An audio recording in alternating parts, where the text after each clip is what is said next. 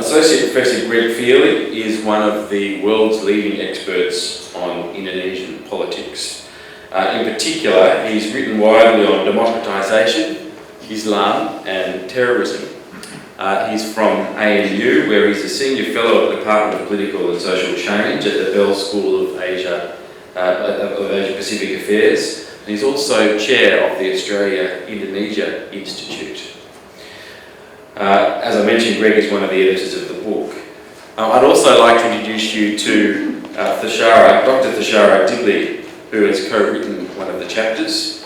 She's Deputy Director of the Sydney Southeast Asia Centre, and her research focuses on international aid development, and development, I should say, its interface with grassroots and transnational activism, and their influence on human rights-based policy and practice in Southeast Asia.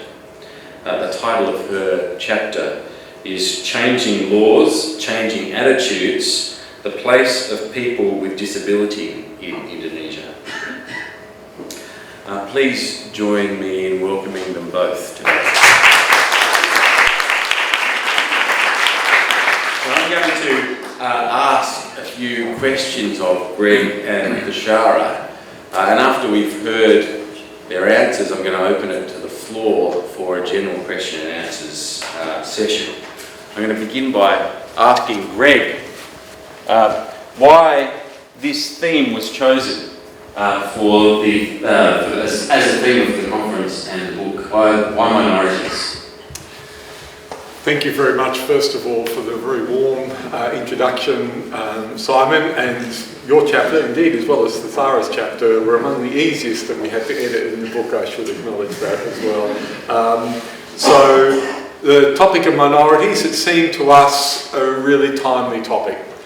Everyone would be aware of what happened in the Jakarta gubernatorial election a few years ago with the anti-Ahok mobilisation.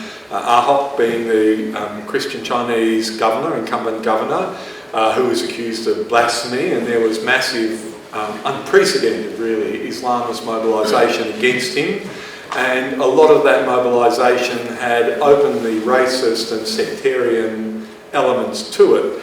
And this got massive international coverage, and it was one of the things that it seemed to us had dented Indonesia's very proud image of being a very pluralistic, tolerant nation.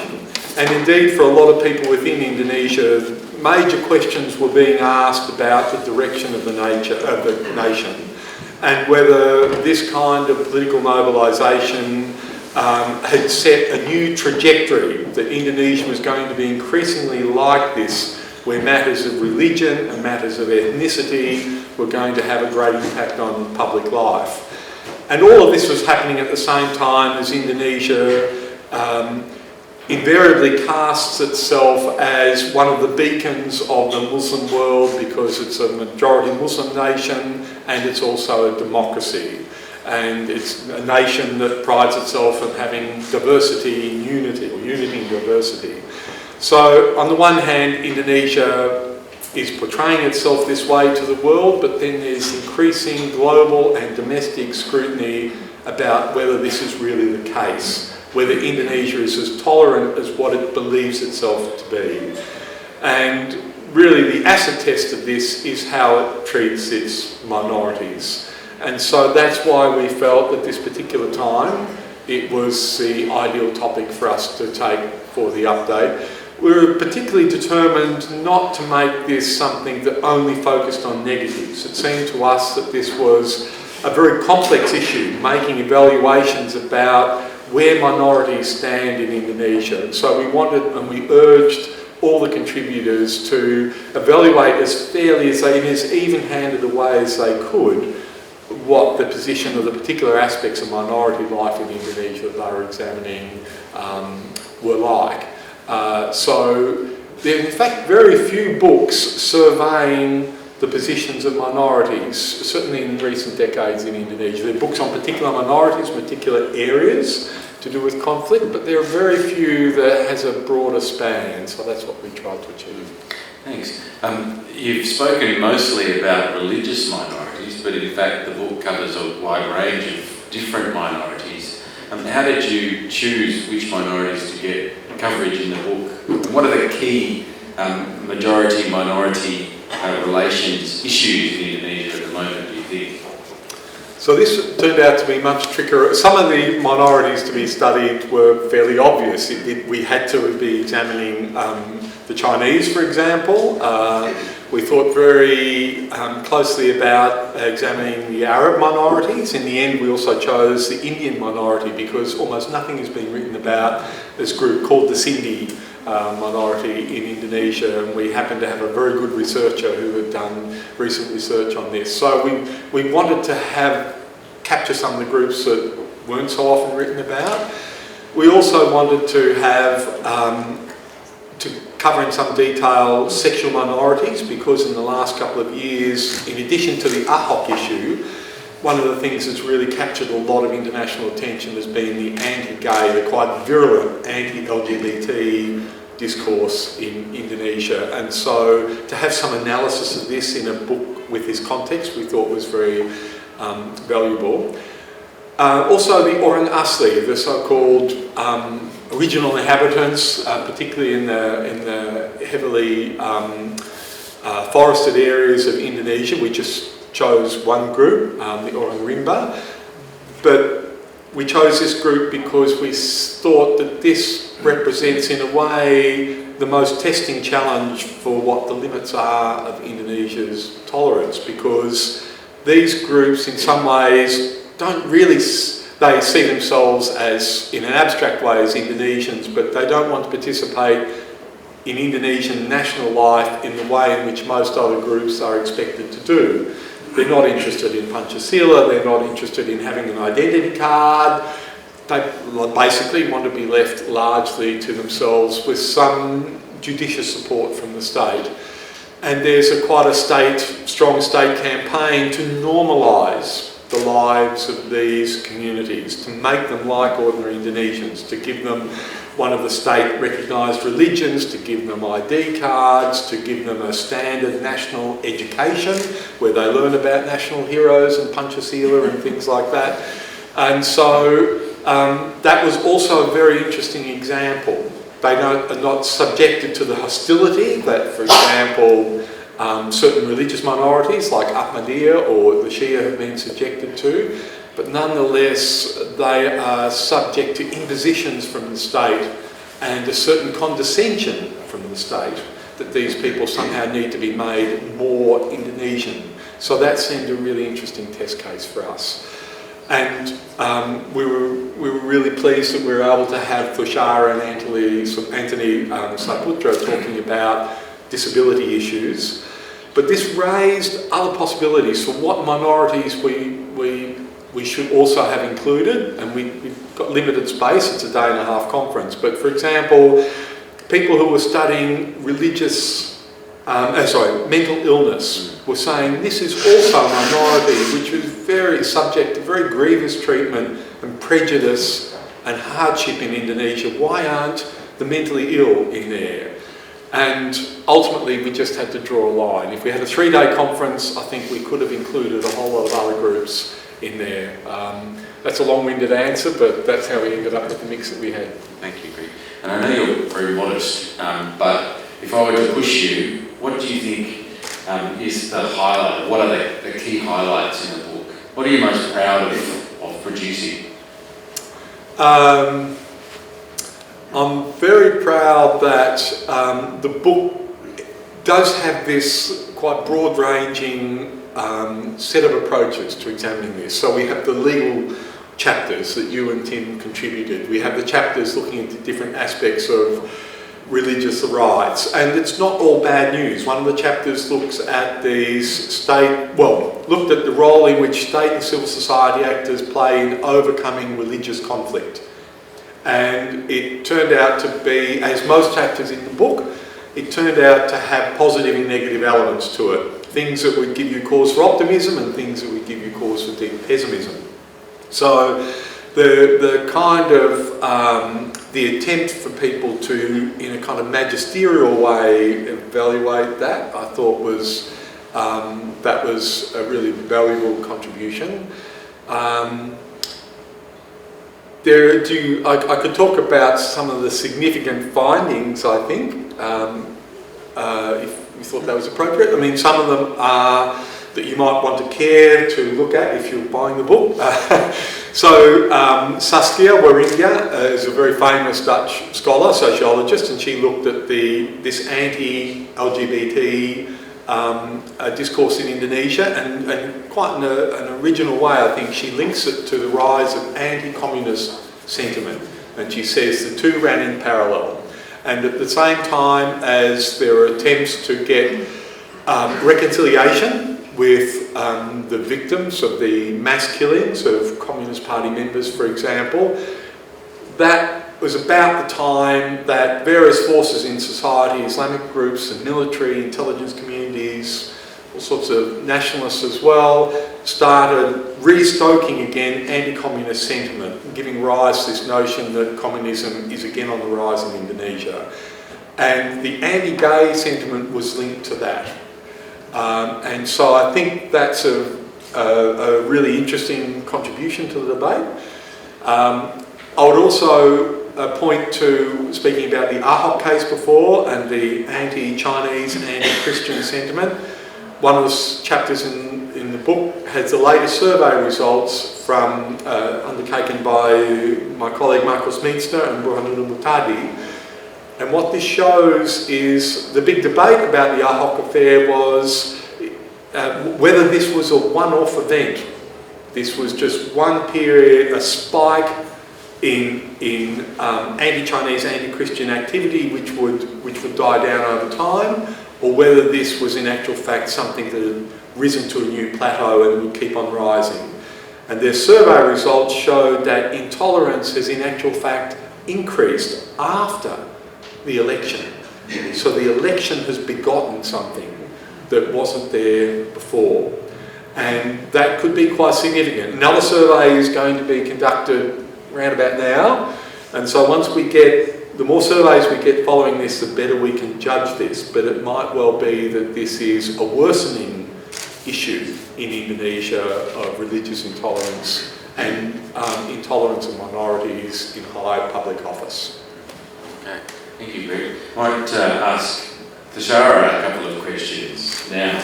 How does the notion of disability fit within the idea of being a minority? Thanks, Simon, and thanks for involving me in the discussion today. And of course, it was great to be involved in the update last year. I guess Greg's talked about the way that they chose various minorities to be included in this book, and I was really pleased that disability was selected, because it's not necessarily a minority group that gets a lot of attention in discussions about Indonesia or Indonesian politics generally, but disability activists are becoming increasingly vocal.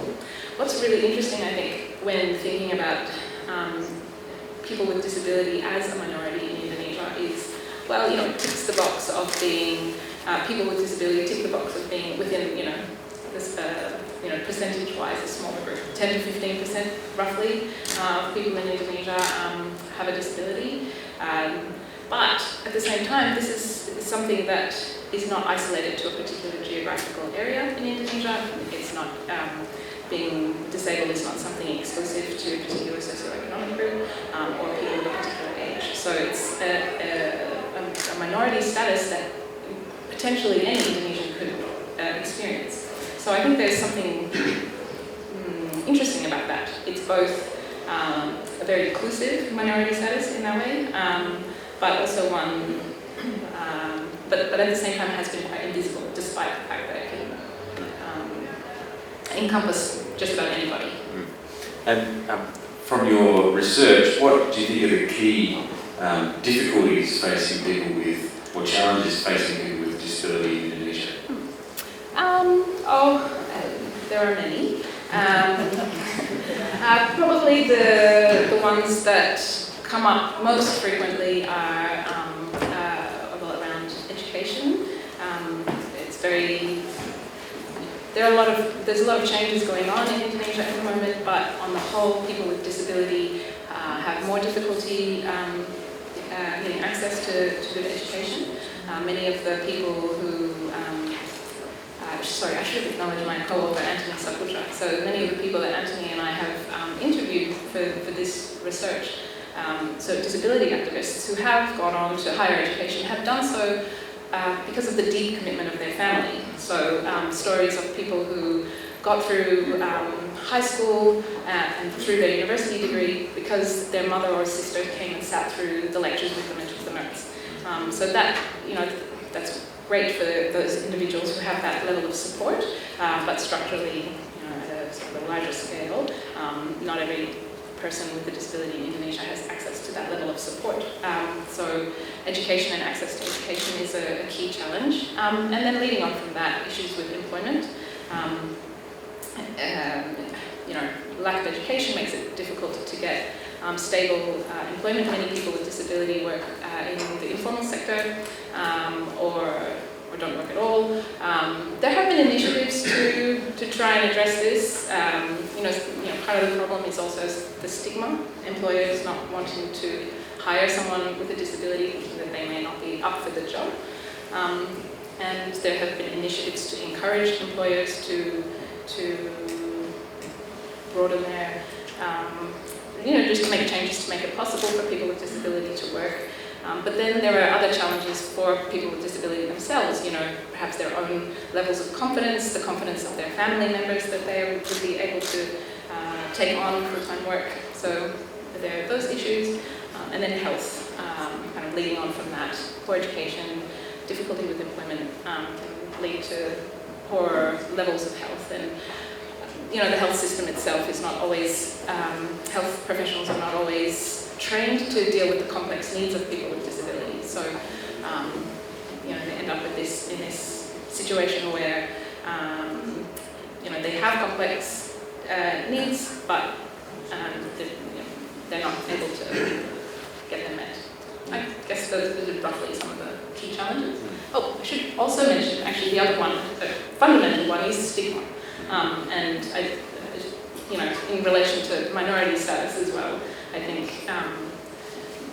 the perception, the attitudes of people towards people with disability underpins a lot of the challenges that people with disability face. Thank you. And in light of all of these challenges that you've identified, what's being done to address them, and who's driving the process? Well, a lot is being done, and I don't think I'm going to go through all of the details. What the chapter in the book that Anthony and I contributed to this volume, what we focused on was what disability activists are doing in relation to making changes to the legislative frameworks around disability. So this work has been has been happening for quite a long time. And it's been happening in tandem with changes that have been happening at the global level around disability. So in 2006, the United Nations adopted the Convention on the Rights of People with Disability. Indonesia was actually one of the first to sign the convention in 2007, so one of the first groups of countries, and then in 2011 it ratified that treaty. And one of the conditions of ratifying it was that the government would change its national disability law to be more in line with this international convention. At that point, the law for disability that existed in Indonesia had been drafted in 1997, and it was based on quite,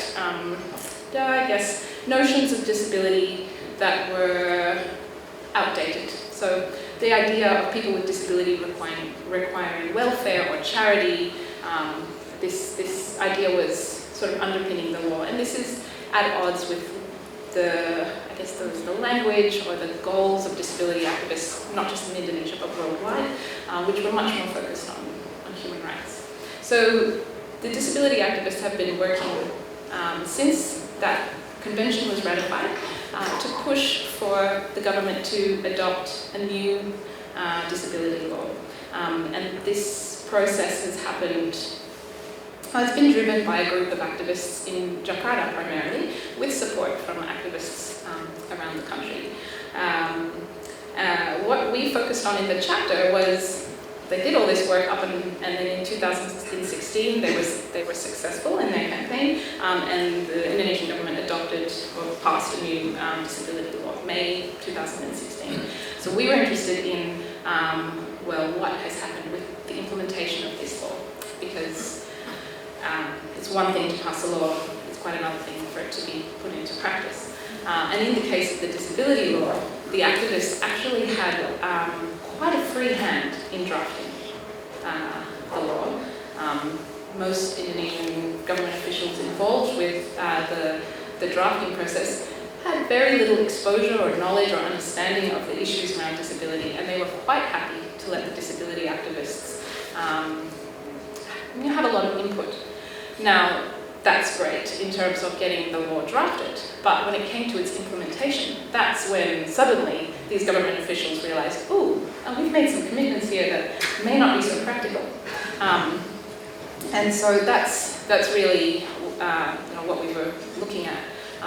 Essentially one of the key tensions was around the idea that disability shouldn't just be run or shouldn't just be addressed by a single ministry.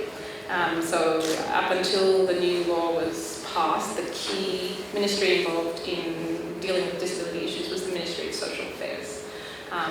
But for disability activists, the continued involvement of that ministry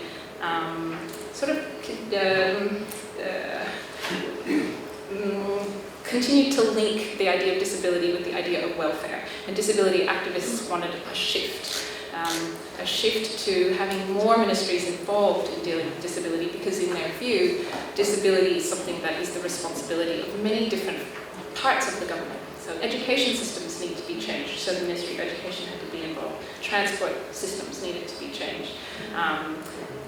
Issues around laws needed to be changed, financing. So there were many different aspects of governance that needed to be addressed to kind of live up to the spirit of the law. But the government officials had a lot of trouble with getting their head around this idea. And so a lot of the chapter goes into the details about the negotiations between government officials and disability activists. In the end, as of when the chapter was published, the Ministry of Social Affairs has ended up retaining most of the responsibility for disability-related issues, but through this process of discussing and negotiating, there are more individual policymakers who have a deeper understanding of disability, and there are a couple more ministries who have put some money on the table for making changes. So it's not the full-scale change that disability activists were hoping for. The final question I'd like to ask you is, and I know you've already talked a bit about some of the achievements and problems, but if you had to nominate a few major successes and a few major challenges that remain for this group, what would they be? I think that the continued momentum that the disability activists showed for pushing from the ratification of the Convention through to the passing of this law, and the same group of people were involved for a very long time, and there were a lot of opportunities to drop the ball and walk away. So I think that is definitely counted as a success. I think there's been a huge shift in awareness around disability in Indonesia, which we could credit to disability activists. Changes in the type of terminology used to talk about people with disability, and I think more public, just general public awareness of issues around disability. So those are definitely some successes. I think some of the remaining challenges are, a lot of the issues I've been talking about have been around things happening in Jakarta. The disability activists in urban areas tend to be more educated, better connected, and better skilled at making change, and that level of expertise doesn't exist across the whole country. So you have some provinces where provincial governments who are, to implement the law will have to pass their own provincial regulations. They don't even know that a new national disability law exists. So there's a continued lack of awareness, and the sort of uneven distribution of skills across the disability movement means that it's likely that change will happen unevenly across the country. And I guess the last challenge is really that disability is not a deeply politically contentious issue. So if the government, disability activists have done a good job of trying to hold the government to account, but if the government doesn't follow through, there's unlikely to be a huge public backlash. And I think that will continue to be a challenge for disability activists. Thank you very much. All right, I think we've got some time for questions. We started a bit late, so we might go a bit later if we need to.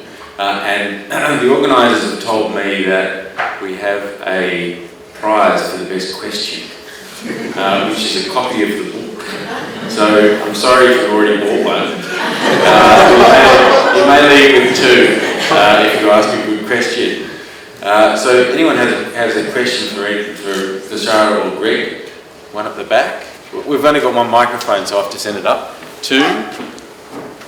I think maybe we'll take three at a time.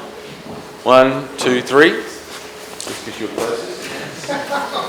Yeah. Okay, to Sarah, I think you would think of a trouble spot. I'm mostly aware of mental health issues, but one, getting different ministries to collaborate with each other is the most difficult thing in the world. Mental illness, of course, is a disability. There has been a movement of Bascasu to get individuals with schizophrenia out of wooden blocks. And there has been an MOU between the Ministry of Social Welfare and the Ministry of Health, has been there for quite some time already. Nothing is being done. So, question to you, I cannot solve it, so maybe you can come up with a solution. What can be done to encourage this type of collaboration? The second problem you highlight is, on the national level, a law is passed, or a collaboration on MOU is signed.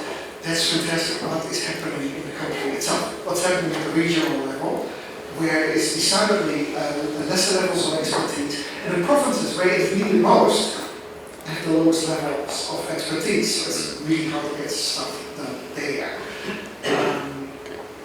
I had a third question, but I forgot, so I'll leave it at this then. Thanks, Hi, my question is also for Dr. Dibley. I, just reflecting on personal experience, I was in the Contentious program in 2015, and I had a learning difficulty that really only, like many people with learning difficulties, affects me when I sit exams. And the university that I was at, Universitas Gadjah Mada, had never heard of people with learning difficulties.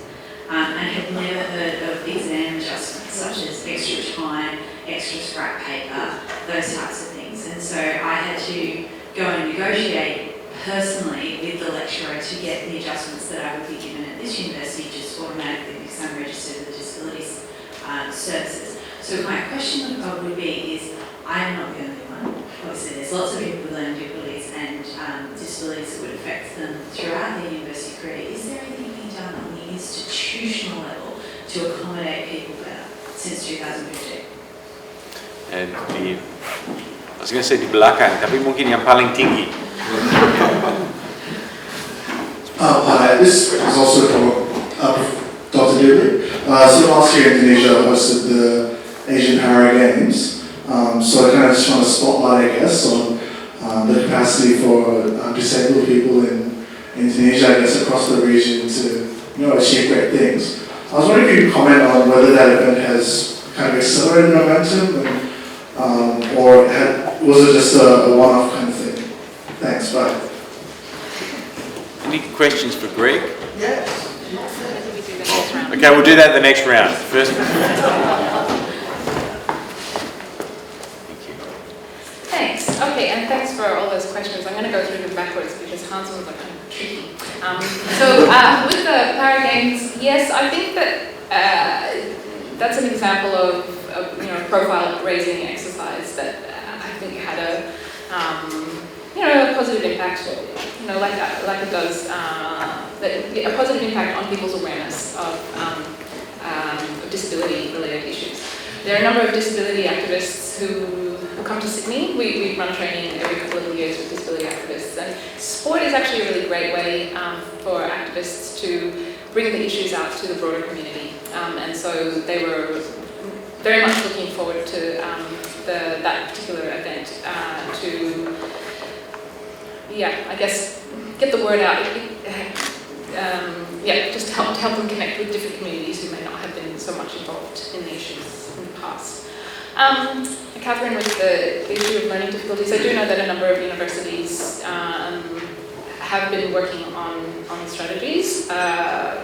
Most of the research that I've done has been in Yogyakarta, and I think there's still a lot of work to be done, but I think that there are a couple of disabled people's organisations that have individual members who have been working with universities to try and improve their support services for people with disabilities. And there are other universities which have specific programs, buddy programs and other types of things set up. Often the focus is on how to make campuses more accessible. I'm not so sure, and by accessible I mean accessible to people with physical or sensory disabilities. So I'm not quite sure what level of support there are for people with learning difficulties. But there's an interesting story about a woman who was deaf, and she went to university in the 90s or early 2000s when I met. And she actually kept it a secret that she was deaf. She didn't lip read, and she didn't tell anybody, and delayed her final exam for by a number of years because she had to give an oral exam, and it just took her that many years to explain to them that she wasn't going to be able to hear the questions. So I mean, there's a lot of work to be done at that level. I'm not really sure. I might have to. I don't know, Greg probably has a better idea about how you get industries to work together. I might reflect that one. And your other question was about differences across the region. So again, I think this really depends.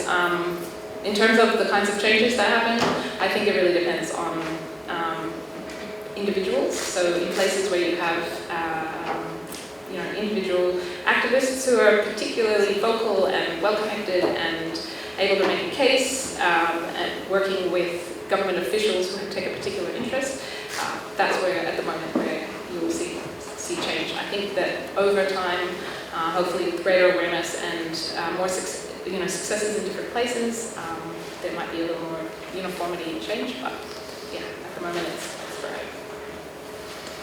I'd like to hear of an example of ministries working together after legislative change in Indonesia, especially if there's not a massive pool of money involved. We've got a few questions. Very good. It's not a minority of people asking you questions. Hi, my question is both for Greg and Tushara. I work with people living with HIV and people with sarcoma in Indonesia, and I guess with HIV, and again I'm just reflecting on my own personal experience, HIV is an issue that's very internationally oriented. It gets a lot of funds from foreign countries. I guess I was just wondering what your comments were on how international funding affects issues around disability or extremism in Indonesia. Can I ask a question to Pak Simon instead? Now that Indonesia has a new basic law on disability and that are based on rights, and compared to the previous law that are really limited in talking about rights, I think it's around 5 rights compared to now, I don't know. Pak Simon listed it's a long list of rights in the new disability law, and it carries a consequence because now it's not only the responsibility of Ministry of Social Affairs. And what about the legislative consequence to the other, like sectoral laws. That's why I asked this assignment. What are the most feasible action that the ministry or the government can do to align the other laws with the new disability law? For example, my research is about disability inclusion in disaster. While in the current disaster law passed in 2007, people with disability are considered as vulnerable group, and they still use terminology of like defect holder or penyandang cacat. So, what are your opinion as expert in Indonesian law? What is the most feasible way that the government can do to align or streamline the other laws to adhere with the new disability law? Thank you. My question will be for Dr. Dipdip. Sorry to add more questions to you. So if you mentioned quite a lot about how we should involve more ministries in addressing the issue with disability, my question would be what about the role of the local government? I mean, with increased autonomy given to the local government, rather than focusing everything to be overcome by the central government. So what about the role of the local government? I mean, a mayor or governor, she or he has some sort of task force under his or her leadership that she or he can move, or that she can ask to initiate a movement. So I would like to hear the role of the local government. Thank you.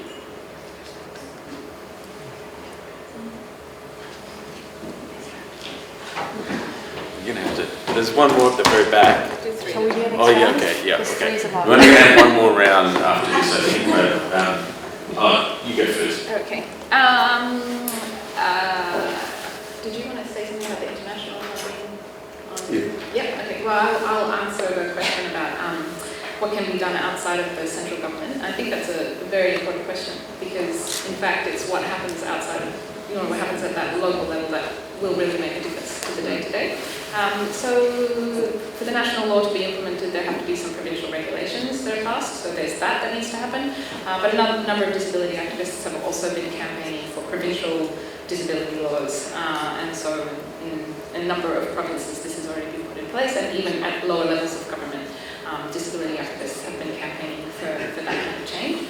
And in some cases, some of the aspects, some of the things that were designated in the national law, so for example the disability card, which was supposed to be a national card, in some local areas they've developed local disability cards because it's taken such a long time for it to happen. So I think there's a whole lot of other things going on at the local level that are interesting to look at.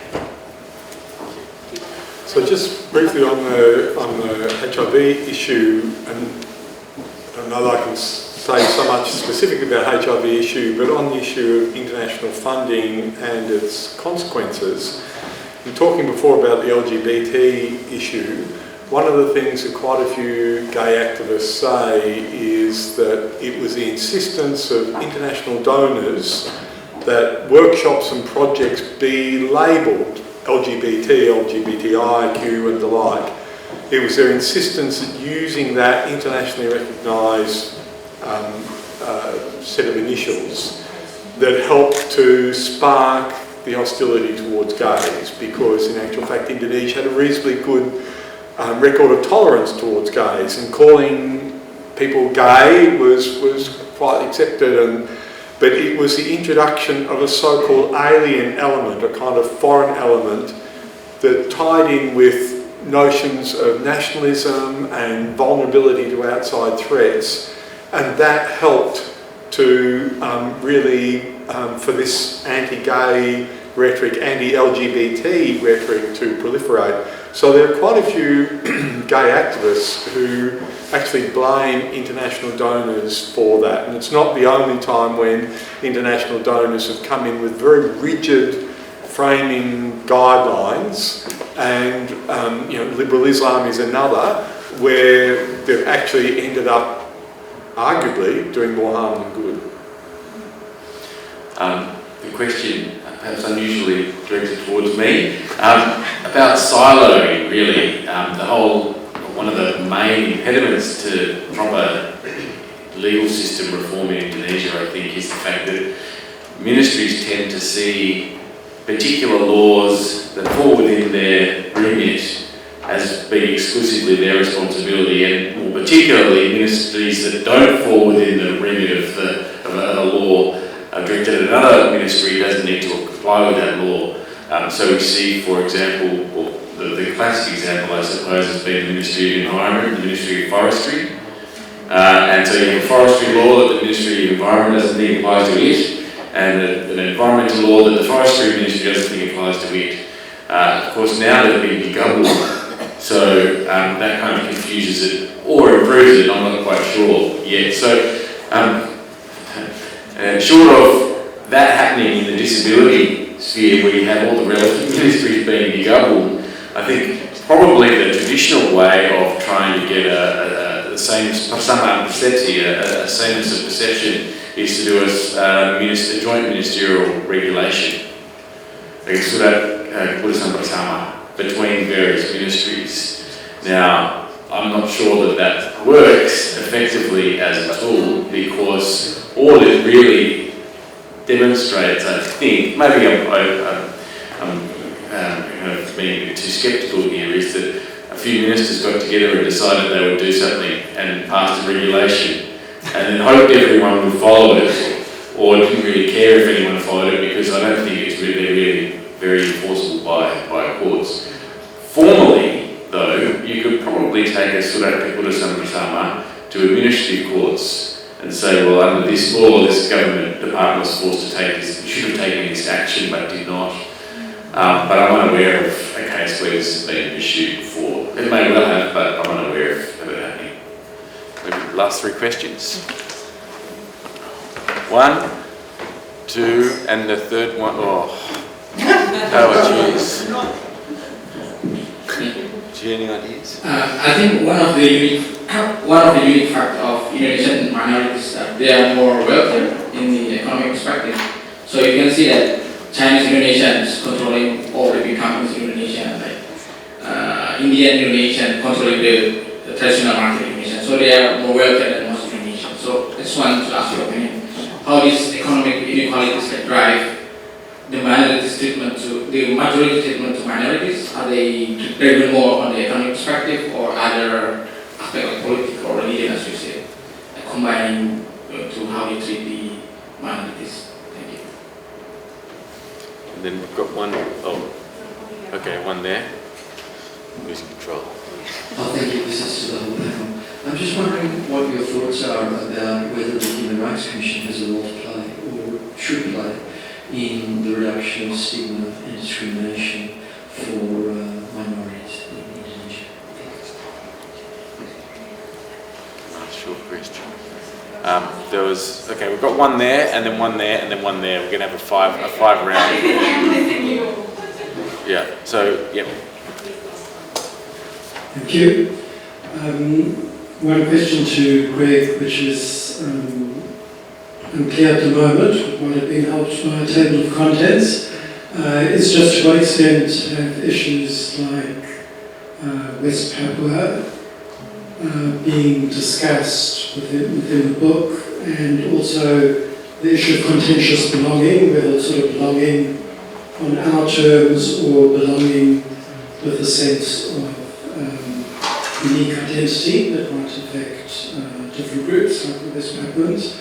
And to the Shara, I wanted to know whether the issue of intersectionality, thinking about disability, people with disabilities, whether through the sort of civil society organisation, new linkages have been formed that sort of, I suppose, break down some of the traditional divisions within Indonesian society by, be it gender or faith or urban, rural, and to what extent that's happened or not happened. Thanks.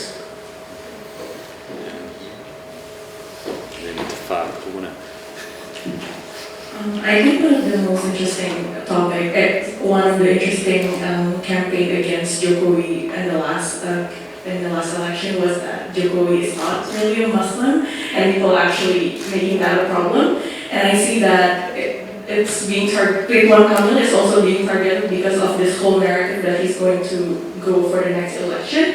And I see that pattern is something like what happened with Obama against McCain during Islamophobia and saying that Obama is an Arab and everything like that, which is interesting because clearly Jokowi is already a Muslim, but then I feel like that narrative kind of made Jokowi becoming more focused in trying to prove that he's a Muslim rather than focusing on other issues. So my question is, seeing that talking about Islam seems to be like a topic that will make you win, like because it becomes more of a populist thing.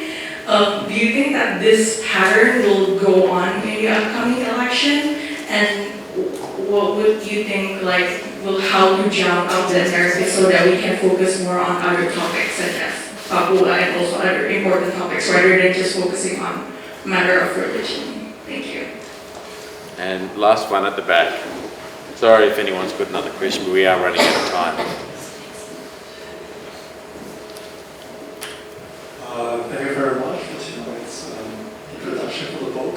I think the term belonging is very interesting because I look more into how the virtual belonging contribute, because how when we see Indonesia currency, it's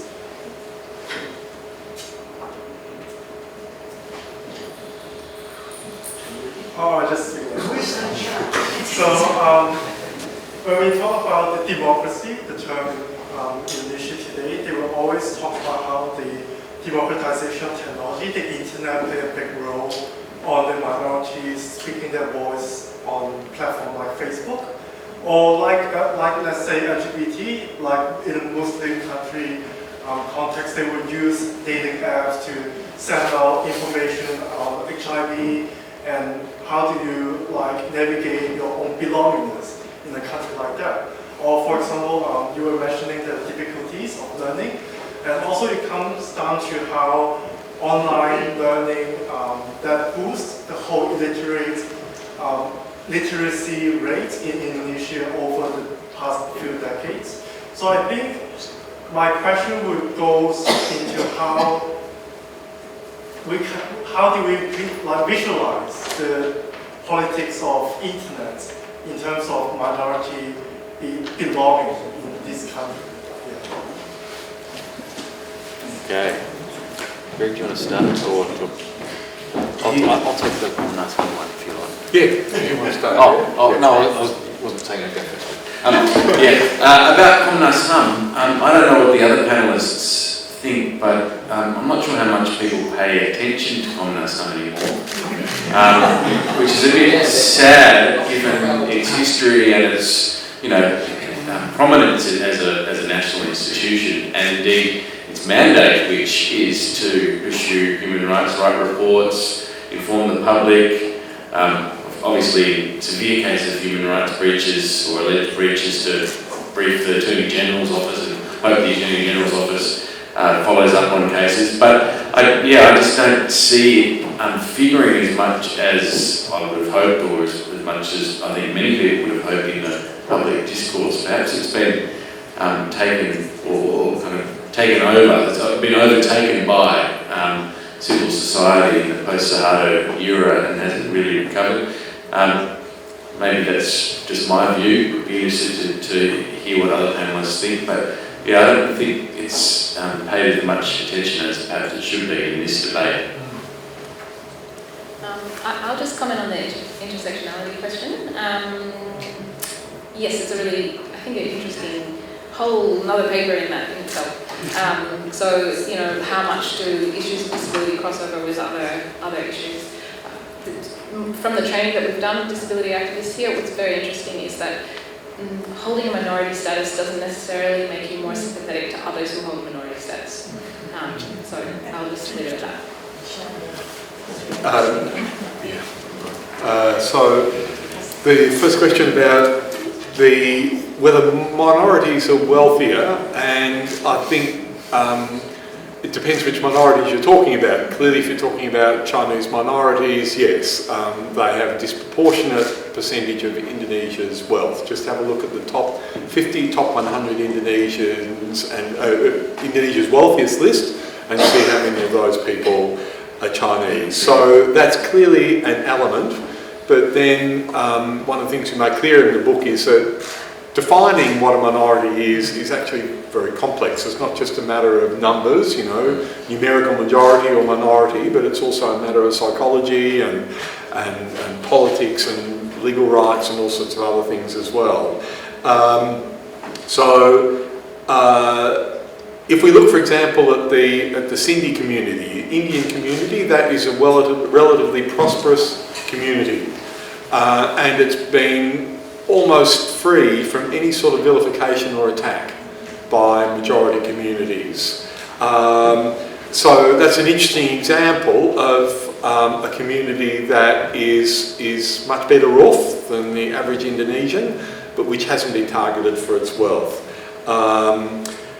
There's a lot of elements to do with identity and politics, I think, if we're looking at why particular groups are targeted. So for the Chinese, for example, one of the hallmarks of reformasi, one of the measures that people had for saying that reform has improved Indonesia was in fact the position of the Chinese. The fact you could have Chinese script in public, that you had public celebrations of Chinese New Year, Imlek, various presidents went along to the Imlek celebrations. And so this was a coming out of Chinese identity after that long period during the Suharto era when you couldn't do that. And so for quite a long while people looked at the Chinese as an example of how minority rights had improved. And of course Ahok's election as the Deputy Governor of Jakarta, and then 2016 we had the anti-Ahok mobilisation. All of a sudden bubbling very obviously to the surface was all this anti-Chinese sentiment. And clearly economic resentment, economic envy was a clear element in that.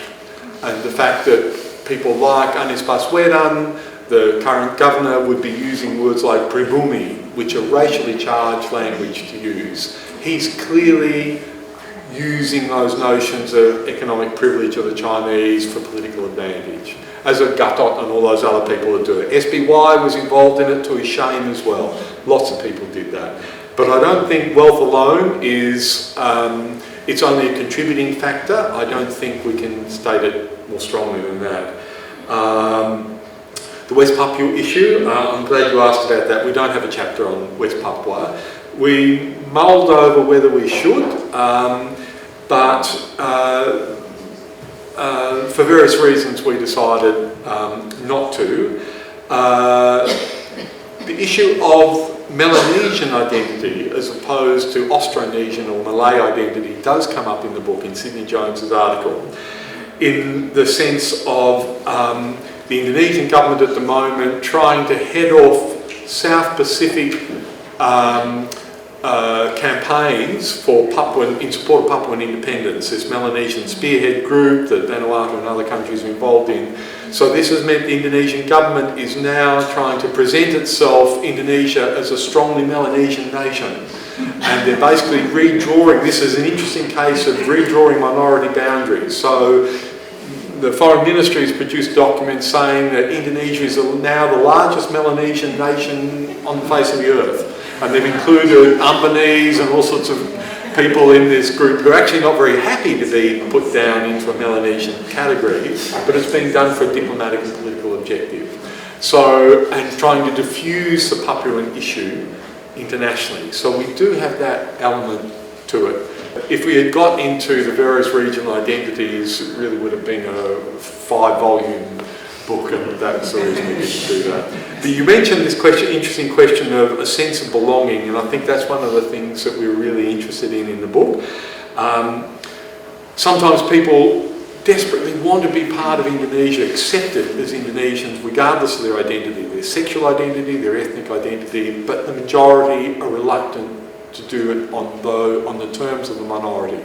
So you might read the chapter by Hendry. It's a really good article about contemporary gay identity. And he's saying in an attempt to get away from this LGBT stigma, they're now using the word soji. And he very passionately puts a case, he just wants to be an Indonesian citizen. He feels he has a lot to contribute to his nation, and he doesn't want to be judged by his sexuality and excluded by his sexuality. So, but the moment he uses the word gay or LGBT, a barrier is immediately erected in front of him. And so, by using language, he and other gay activists are trying to get around that and avoid this signalling that makes people reject them. And the same for Ahmadis, so this Muslim religious sect. They see themselves as Muslim. The majority of the Muslim community, the overwhelming majority of the Muslim community, does not see them as Muslims. And they do not want them to be regarded as Muslims. So this is an interesting case. Where is your sense of belonging here? The question about Jokowi not being a Muslim, and Emil as well. Yes, and Jokowi, of course, he tried very hard to present himself in the strongest possible Islamic light. That's one reason why he has Ma'ruf Amin as his, lumbered with him as his vice president. And he talked a lot about Islam during the election. Two things to say about this. The first thing is, it was a failure. It didn't work. Nearly all Islamists voted for Prabowo, even though, you know, Prabowo is a much less observant Muslim than what Jokowi is. It didn't matter. Jokowi, in the minds of those people, is associated with un-Islamic forces and with secularist and foreign forces. So nothing that happens is going to change that perception. Just like evangelical Christians wouldn't vote for Hillary Clinton even though she was a much better church attender than what Donald Trump was. So that's one of those identity politic issues. So it didn't work for Jokowi. The playing of the Islamic card didn't really work. In fact, it probably worked the other way. Only 3% of non-Muslims voted for Prabowo. We've never had polarisation like that in any election in Indonesia before. So 97% of non-Muslims voted for Jokowi. So the Islamic factor, actually, that kind of Islamic factor worked in his favour, but it's not the Islamist factor. The last thing to say about this is wait for the next few years, because Jokowi and most of the parties in his governing coalition are out to really hit back hard at Islamists. And the kind of people who mobilise against Prabowo, they have a very systematic campaign against them, and they're very determined now to try and marginalise them. So I think you will see a change in the dynamic. Whether that's a good thing for community tolerance and for democratisation or not, we could argue about. It seems to me there's going to be a lot of discrimination against Islamists as a result of this, and there's a lot of human rights issues that could arise from that, and also potentially a lot more resentment and backlash. The final issue, and I don't really know quite how to answer this, I'm sorry, you're a really good question about online learning and how to visualise the politics of minority belonging. And I suppose my brief response to this would be that this is one of the double-edged elements of digital culture, isn't it? That all sorts of very small minorities, niche communities can find a space, can find a sense of community online. But then you also have the unleashing of what can be quite intolerant majoritarian discourses. So we saw that during the anti-Ahok campaign. We saw the virulent effect that social media had on really galvanising opinion against Ahok. So that's both sides of this digital community. As much as we might look about visualisation of minority discourses online, we also have to look at the enormous damage that was done by this kind of unleashed majoritarian, bigoted majoritarian view about this. And that's one of the great challenges for Indonesian democracy over the coming years, I think. Well, thank you very much. Please join me in thanking our speakers tonight.